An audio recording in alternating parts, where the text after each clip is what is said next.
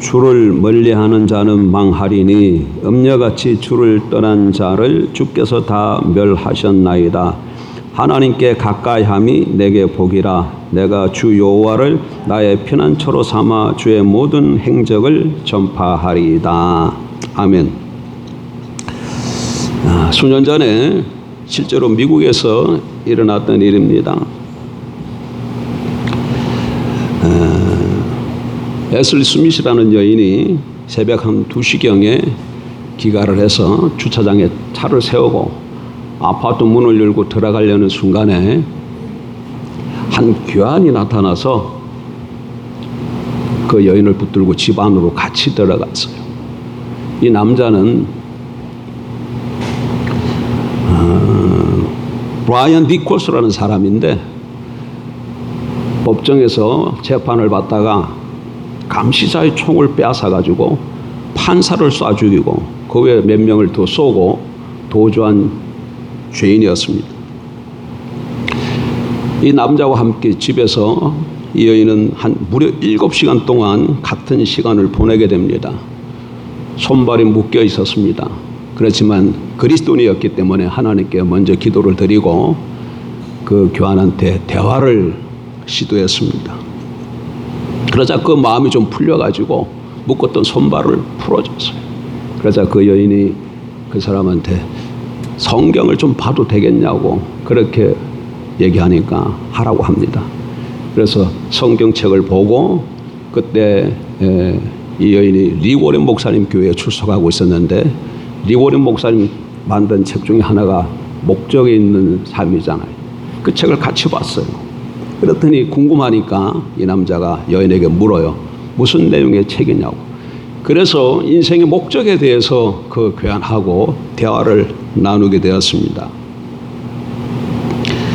그러다가 날이 밝아오니까 이 여인이 팬케이크를 그에게 구워줬어요.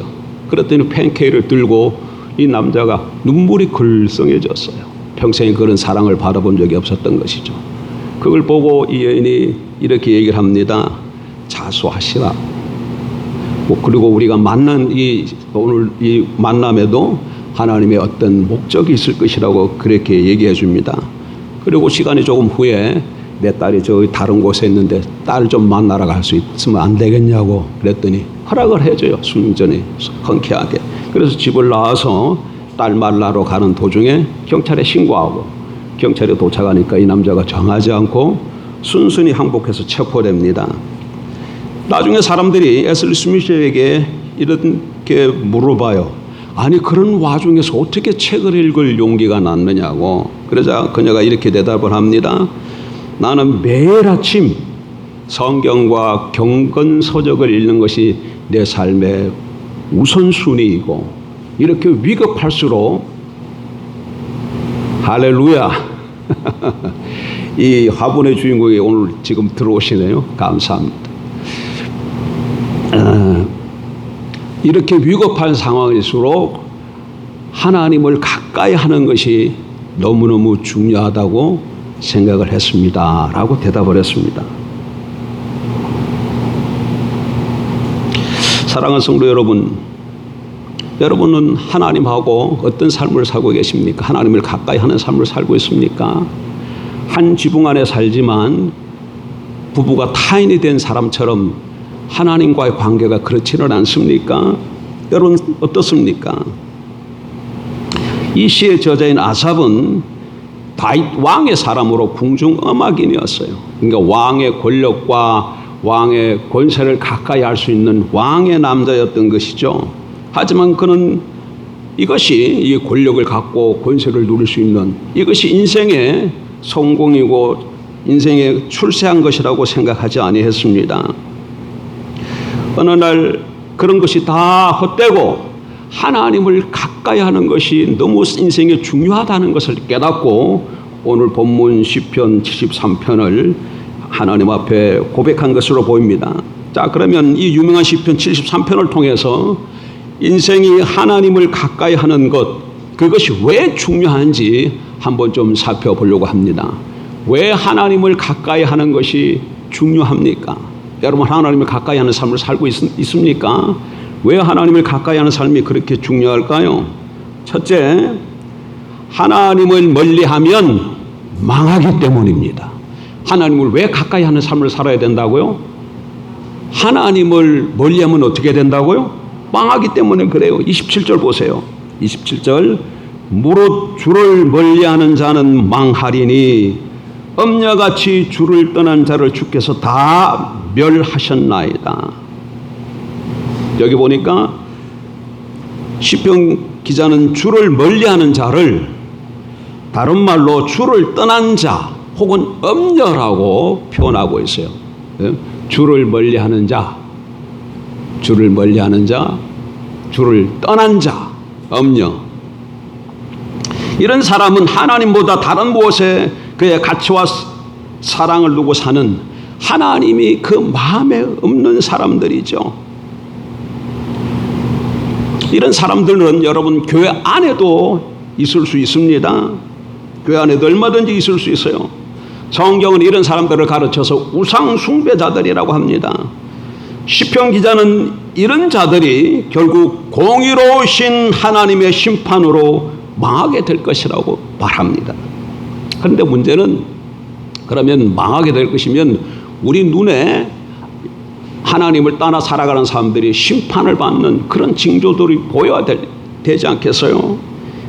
그런데 그런 것이 안 보인다는 얘기예요. 오히려 하나님을 떠난 사람들이 더 성공을 하고 더 높은 자리에 앉아서 권력과 재물을 누리며 큰 소리치고 살아가는 모습들을 우리가 주변에서 더 자주 보고 있지 않습니까? 그래서 그런 모습을 보면 믿음을 지키고 하나님의 말씀대로 살아가려고 하는 우리의 삶에 대해서 회의가 찾아오는 것이죠. 정말 하나님이 살아계신 게 맞나? 하나님이 계시다면 어떻게 이런 일이 일어날 수 있는가? 지금 시편 기자가 바로 이런 믿음의 위기에 처해 있는 것입니다. 여러분 12절을 보십시오. 12절,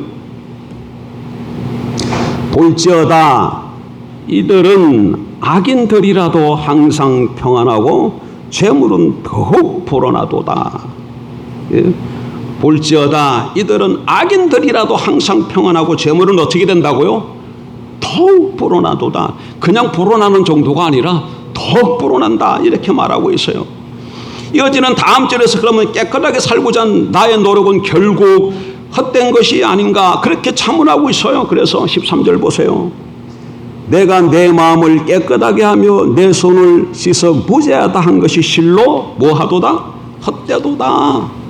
나는 정말 말씀대로 살려고 하고 깨끗하게 살았는데 그런 삶이 정말 헛되구나 이렇게 말하는 것이죠. 여러분 사실 시편 73편의 전체 주제는 악인의 번영이에요. 악인의 번영을 논하고 있어요. 2절을 한번 보세요. 13편 2절, 나는 거의 넘어질 뻔하였고 나의 걸음이 미끄러질 뻔하였으니 뭐라고 얘기합니까? 이 사람이 실족할 뻔했다고 그랬죠. 근데 실족의 원인은 뭐예요? 3절 보세요. 이는 내가 악인의 형통함을 보고 오만한 자를 질투하였음이로다. 왜 실족할 뻔했다고 얘기합니까? 왜 미끄러질 뻔했다고 그러고 있어요? 악인들이 너무 잘 되는 걸 보고 형통하는 것을 보고 그렇게 할 뻔했다고 고백하죠. 그런데 마침내 이런 문제를 어떻게 해결합니까? 17절 보세요. 그 문제가 어떻게 해결되어지는가? 이 사람이 왜 실족할 뻔했다고요? 악인이 너무 잘 되는 걸 보고 실족할 뻔했다는 거예요. 자기는 이렇게 하나님을 찾고 가까이 하고 말씀대로 살려고 하고 동행하려고 하고 그렇게 함에도 불구하고 그들과 삶과 내 삶을 비교해 보면 그들이 더 낫다는 거예요. 나는 그들을 못 쫓아간다는 거예요.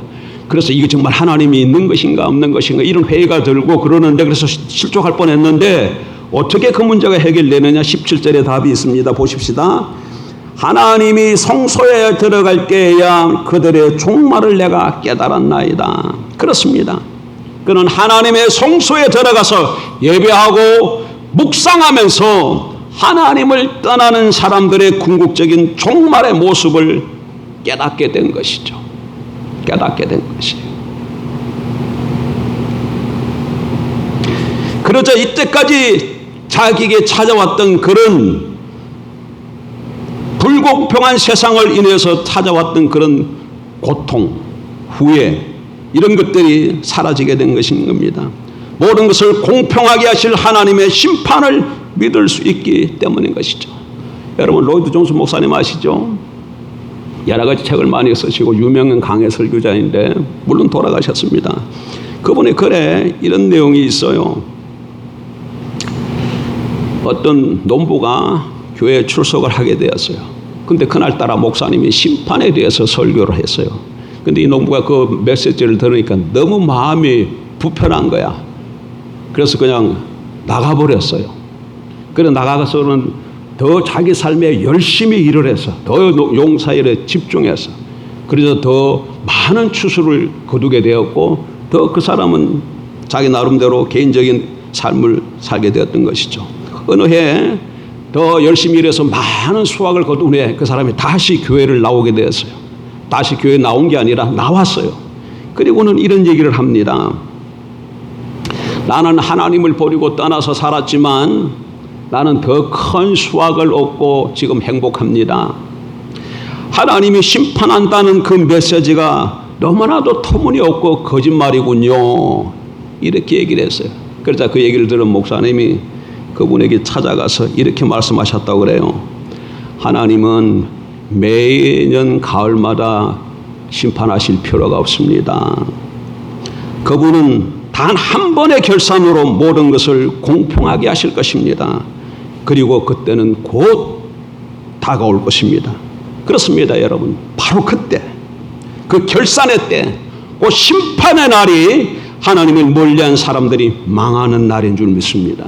지금 악인들이 잘 돼가는 걸 보고 여러분 악인들과 내 모습을 보고 아니 저는 저렇게 살아가는데 나는 저보다 하나님의 성일이고 더 잘 돼야 되는데 왜 내가 더 잘못되지? 저들은 왜 더 흥하지? 이런 일들로 인해서 좌절하거나 실망하거나 믿음에 대해서 회의를 품지 마십시오. 하나님 어떻게 하신다고요? 반드시 악인에 대해서 뭐 할 날이 있다? 심판할 날이 있습니다. 그날은 주님이 다시 오시는 날이 될 줄 믿습니다. 물론 그 이전에라도 하나님께서 어떤 때는 때로 심판하시겠지요. 그렇지만 이 땅에서 심판 없이 승승장구한다 할지라도 마지막에는 반드시 그런 날이 있는 것을 믿고 소망 가운데 우리에게 나아가야 될 길을 걸어가는 저와 여러분이 되길 주의 이름으로 축복합니다. 두 번째로 우리가 왜 하나님을 가까이 해야 합니까? 첫째로 하나님을 멀리하면 뭐하기 때문에? 망하기 때문이요. 두 번째는 하나님을 가까이 함이 복이기 때문입니다. 하나님을 멀리하면 어떻게 된다고 성경이 말하고 있어요? 망한다고 얘기했습니다. 다시 보십시다. 본문에 돌아와서 27절 무릇 주를 멀리하는 자는 망하리니 엄녀같이 주를 떠난 자를 주께서 다 멸하셨나이다. 28절 하나님께 가까이 함이 내게 뭐라? 복이라. 내가 주 여호와를 나의 피난처로 삼아 주의 모든 행적을 전파리이다. 하나님을 가까이 함이 내게 복이라. 하나님을 가까이 하면 내게 복이라. 이 얼마나 아름다운 고백입니까 여러분. 이 세상을 살아가는 이웃 사람들의 모습을 보면 누군가 소위 힘 있는 사람들 있잖아요. 그 사람들에게 좀 어떻게 이게 가까이 지내려고 하는 그런 모습들을 많이 봐요. 뭐 어떤 주위에 국회의원이 있다든지 아니면 돈 많은 부자가 있다든지 사업 승승하는 사람이 있으면 또 친척적인 그런 사람이 있으면 그런 사람들과 좀 더 가까이 지내려고 하잖아요. 그러니까 우리는 소위 윗선에다가 줄을 댄다 그렇게 말하지 않습니까? 근데 여러분 가장 능력 있고 힘센 사람이 힘센 분이 누구예요? 우리 하나님을 향해서 때로는 어떻게 하나님이 고백합니까? 전능하신 하나님 이렇게 고백하지 않습니까? 기도할 때. 그러면 누구에게 윗선에 손을 줄을 대야 될까요? 하나님께 줄을 대야 되지 않겠습니까? 하나님이 가장 능력이 있고 가장 모든 것을 다 우리 문제로 해결해 줄 수 있는 분인데 그럼 그분에게 줄을 대야 되죠. 근데 그분에게 줄을 대지 않아. 왜 그럴까요? 눈에 보이지 않기 때문에 그런가요? 아니면 어떻게 하면 하나님께 줄을 대는지를 방법을 몰라서 그런가요? 왜 그럴까요? 여러분 성경은 하나님께 가까이 하려면 우리가 먼저 하나님께 가까이 해야 된다고 그렇게 말씀하고 있어요. 야고보서 4장 8절에 보면 하나님을 가까이 하라 그리하면 너희를 가까이 하시리라 이렇게 말씀합니다. 이거 좀 찾아보십시다.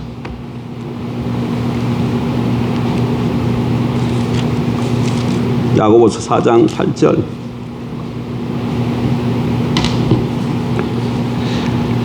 신약성경 375쪽 8절입니다. 같이 봅니다. 하나님을 가까이 하라. 그리하면 너희를 뭐 하시리라? 가까이 하시리라. 예. 하나님을 가까이 하면 하나님께서 우리를 가까이 하시겠다고 말씀하고 계셔요. 그렇게 그분을 가까이 하기, 그런데 여러분, 그렇게 그분을 가까이 하기를 소원하였음에도 불구하고 개인적으로 하나님의 임재의 경험을 갖지 못한 그런 분들이 계신가요? 그런 분들이 계시다면 4장 8절 하반부 말씀에 주목해야 돼. 8절 하반부에 뭐라고 되어 있지요?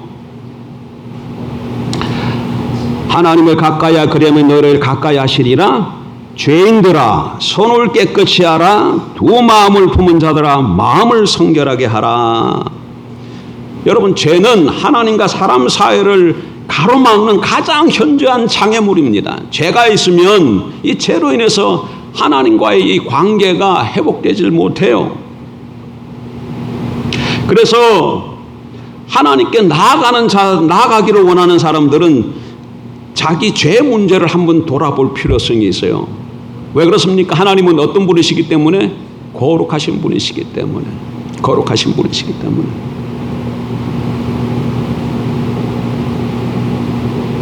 여러분들이 지금은 교회에 나와서 출석하고 예배를 드리지만 그럼에도 불구하고 하나님 앞에 가까이 나가기를 소원하는데 하나님의 임재가 경험되지 않다면 개인적으로 하나님을 예수 그리스도를 주와 구주로 믿고 영접한 적이 있습니까? 그걸 먼저 한번 돌이켜봐야 돼.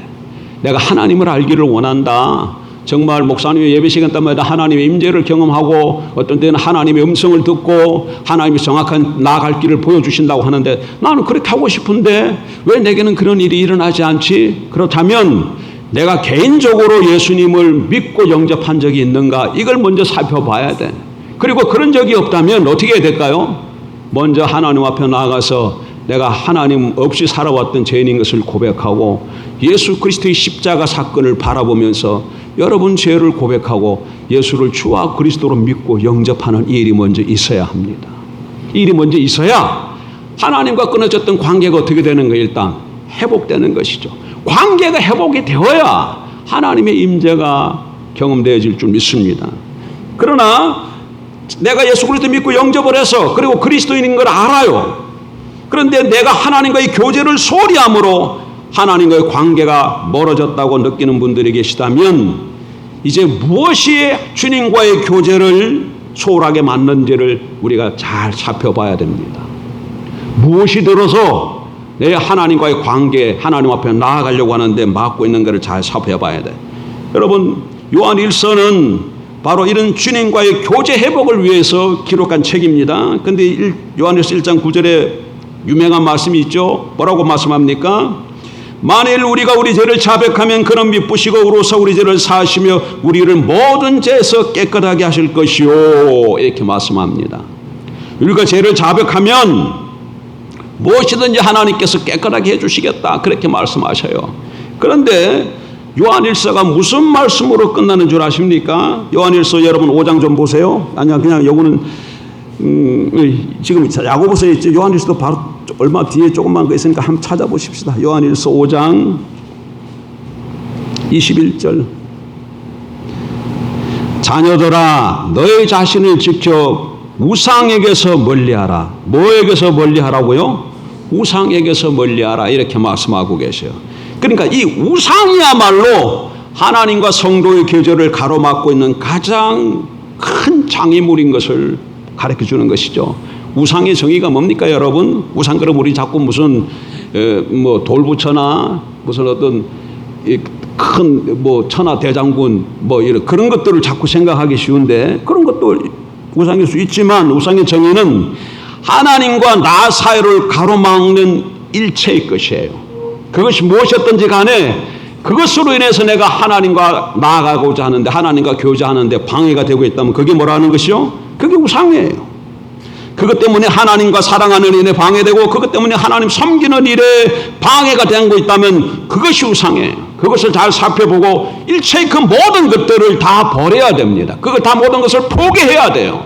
우상을 버려야 내 안에서 삶 가운데서 우상을 버려야 하나님과의 뭐가 회복된다고요?